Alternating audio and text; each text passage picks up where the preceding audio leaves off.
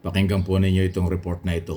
Dahil mukhang ito palang Chinese government ay may plano na ipahuli ang sinasabing mga pumapasok daw sa West Philippine Sea. Ibig sabihin ito sa kanilang lugar. Ang kanilang paniwala kanila yun, pero atin yun. Ito po yung report tungkol dyan. Nakakabahala yan kasi kung huhulihin, anong ibig sabihin nito? Tatamaan yung mga nagre-resupply dyan sa ating mga mangingisda.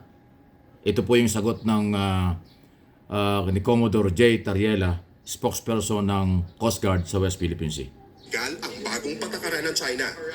The mere fact that they claim full sovereignty over our own exclusive economic zone at ang justify lang naman nila is yung imaginary 9-line nila. Tingin ng PCG, nananakot lang ang China. Malabo raw kasing manghuli ng mga dayuhan ang China Coast Guard dahil siguradong papalag ang international community, partikular ang mga claimant sa South China Sea.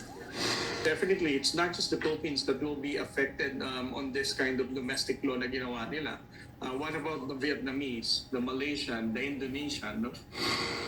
Dagdag pa ng Coast Guard, mukhang Pilipinas ang punterya ng bagong domestic law ng China para takutin ang mga sibilyan at pigilan silang sumali sa mga civilian convoy sa West Philippine Sea at para hindi na ito maulit pa.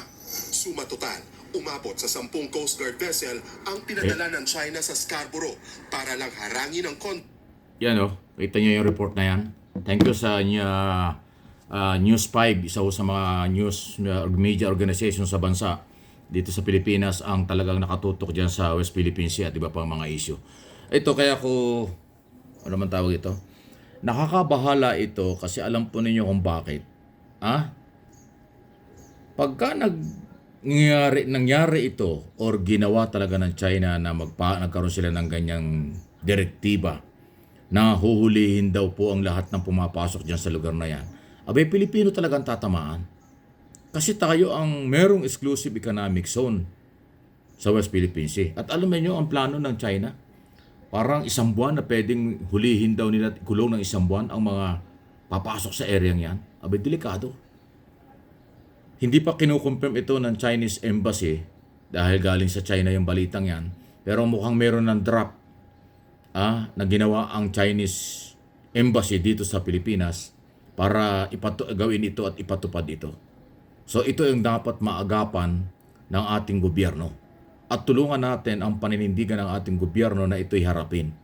Hindi po pwedeng ang mga Pilipinong mangingisda, mga Pilipinong nagre-resupply, yung tulad ng atin ito coalition, yung anong tawag dyan, civilian mission na nagbibigay po ng medicine, pagkain, tubig, fuel sa mga mangingisda, motorbangka, at yung nandun sa BRP Sierra Madre.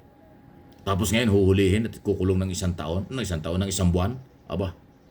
Ibang level yan. At dapat bigyan ng matinding proteksyon ng Philippine Coast Guard bilang maritime security ang lahat ng Pilipino na nagpupunta dyan sa West Philippine Sea. Kasi hindi pwedeng hulihin ng China ang Pilipinong nandyan dahil atin yan. Isang magiging international issue na naman ito, isang malaking hamon ito sa Pilipinas at sa buong mundo na kaalyado ng Pilipinas kapag inaresto ang Pilipino sa sariling lugar natin. Dahil lang sa paniniwala ng China, kanila ang lugar na yan, South China Sea. Kaya tinuturing nilang illegal. At lumalabas din sa report na ito, actually hindi lang ang may threat ay ang Pilipinas. Ang sinasabi lahat ng dayuhan na papasok sa South China Sea ay kanilang hulihin.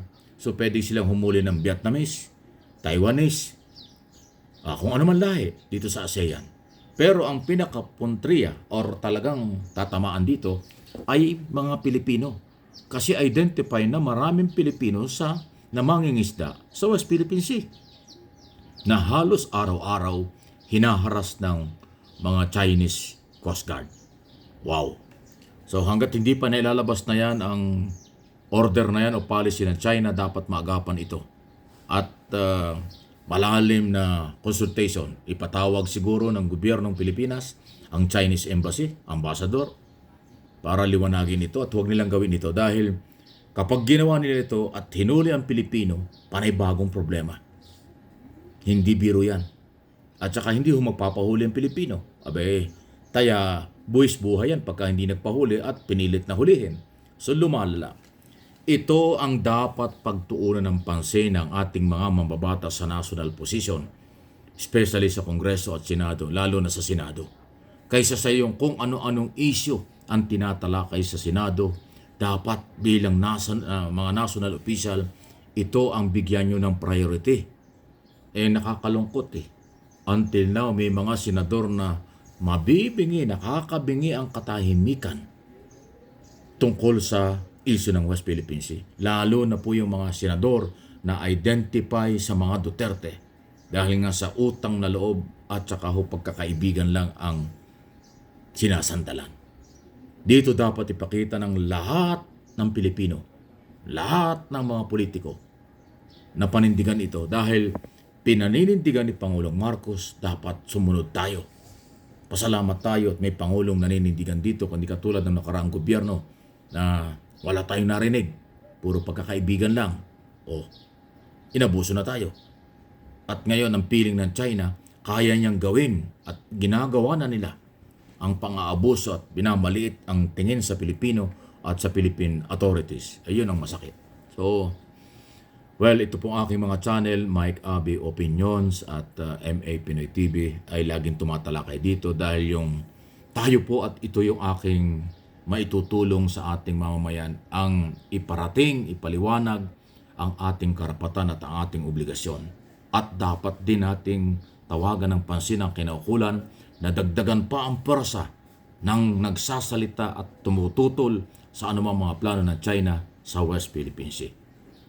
National, international issue ito. Nakaabang ang buong mundo sa ating kakayanan at sa ating pinaglalaban. Nandyan sila at naghayag na ng suporta. Kaya naman sana yung mga Pilipino tayo ay magkaisa na. Kayo po na mga ang dating ay pro-China, tagapagtanggol ng China, propagandista ng China, makonsensya na po kayo.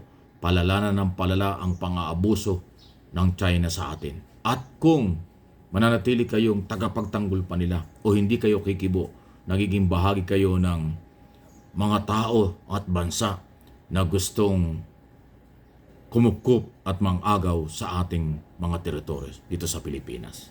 Any comment, reaksyon, malaya po kayo. Ano po, itong ating mga channel at ating pinag-uusapan ay para sa ating lahat.